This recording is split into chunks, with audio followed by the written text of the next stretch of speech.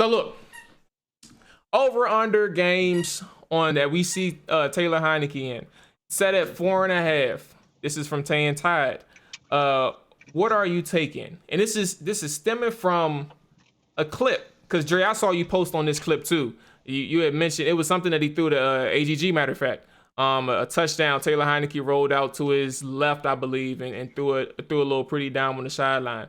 But where are you at with Taylor Heinicke? AJ, I want to hear your thoughts on this because you also you wasn't here last week. So, what's your thoughts on Taylor Heinicke, and do we see him over 4.5 games, or is he under 4.5 games? You better hope he's under 4. If he got to come in and play, you got a problem. I mean, right? Yeah, I'm not a fan of this Taylor Heinicke thing. I just feel like, defensive coordinators really ain't get the chance to see who he was and what he could do to game plan around him. I mean, you've seen this type of phenomenon happen so many times. Like, I mean, just recently you had Gardner Minshew. Like, everybody was thinking he's the next quarterback for the Jacksonville Jaguars, and what just happened? They picked number 1 overall and had to take a quarterback. It's like people get so hyped up on the underdog or like the feel-good story, but in actuality, like, this man really can't play. It's just he was making shit look kind of good on the fly, but even still, it wasn't anything phenomenal that I've never seen before. So if he has to even come in and play 1 or 2 games, you definitely have a problem on your hands. Like, so I'm definitely gonna go on the under. Let's hear it, Drake. I'm going. We're talking gambling terms, so I hope I would take the over, just because if you're going under, that means that you're seeing Taylor in the first 4 weeks of the season, which means Fitzpatrick either got injured or he just stunk up the shit. So I'm going with the over, and that's just because me being a fan, I hope it's the over. But with that being said, I do like Taylor Heinicke and what he showed, last season in his limited spurts. I feel like he's a guy that can come in and he won't be overwhelmed, to say the least. Like, he can come in on the fly and he won't be overwhelmed. Now, how that works out over a span of games, that's yet to be determined. But you could just see he has some gamership in him where he's not scared of the moment. He's not afraid of the moment.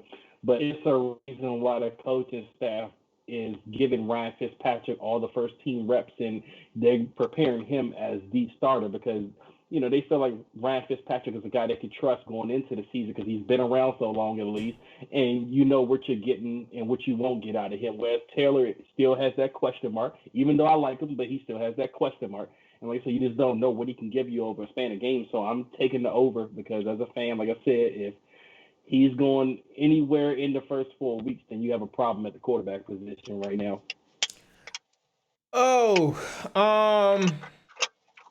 So about this competition thing, right? Do you guys, I'm gonna get to my answer, but do you guys really think that it's a competition? Again, Dre, we talked about this a little bit last week, but AJ, I want you I want you in on this conversation. Is this going to be an actual competition this off season, or are we penciling in Fitzpatrick as the starter and Heinicke is if Fitzpatrick screws it up, then you win type motherfucker? Is that who he is? I mean, I definitely don't see how it's a competition. They're definitely promoting Fitzpatrick, all of those, photos and videos. Like, a man signed for $10 million and he could have went elsewhere. There's no way that he's coming in to be the second string quarterback unless you go and get, veteran presence like Aaron Rodgers. But aside from that, I can't see there really being a competition. I mean, has Heinicke really got any reps with the ones yet in OTAs or even in the first day of minicamp? I really don't know. I haven't followed that closely to know that. But I think the job is Fitzpatrick's to lose, and that will happen with turnovers. But hopefully they address this quarterback position before going into the season. I mean, I didn't get the Julio Jones trade, but maybe we get the Aaron Rodgers trade.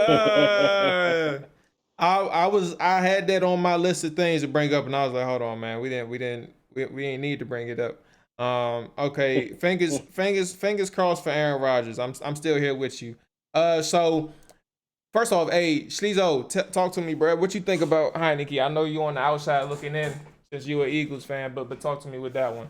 But Disco mentioned something. Actually, Authentic mentioned something as well. I want to bring up. He said the only reason why Fitz got benched last year was because the Dolphins wanted to see what they had in Tua. And I mean, yes, I think that's true. And I think it's unfortunate, right? Because there's a lot of throughout the past few years, I would say at least 2015, Fitzpatrick has had some big moments in his career. And we're not talking about whether or not like he shined. Like he had big moments as in like playing games. He's had moments where, it's not a lot, right? But he's had moments where he's had opportunities to come through for his team and take him to another level, whether it's playoffs or staying alive in the playoffs. And the two that I remember, obviously, it could have been the Miami game last year. I forgot who they lost to. I think they lost week 17, I believe. But then again, in 2015 was the one I'm thinking of right now. They had a week 17 game, a winning in situation, and they lost that.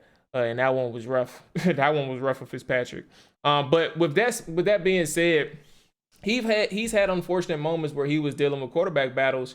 And for whatever reason, he didn't come out on top. But then also he had to deal with the politics of the game. And he's only had one or two true moments in which he had playing opportunities when he was playing really good ball. So, we'll see where Fitzpatrick is at in that regard.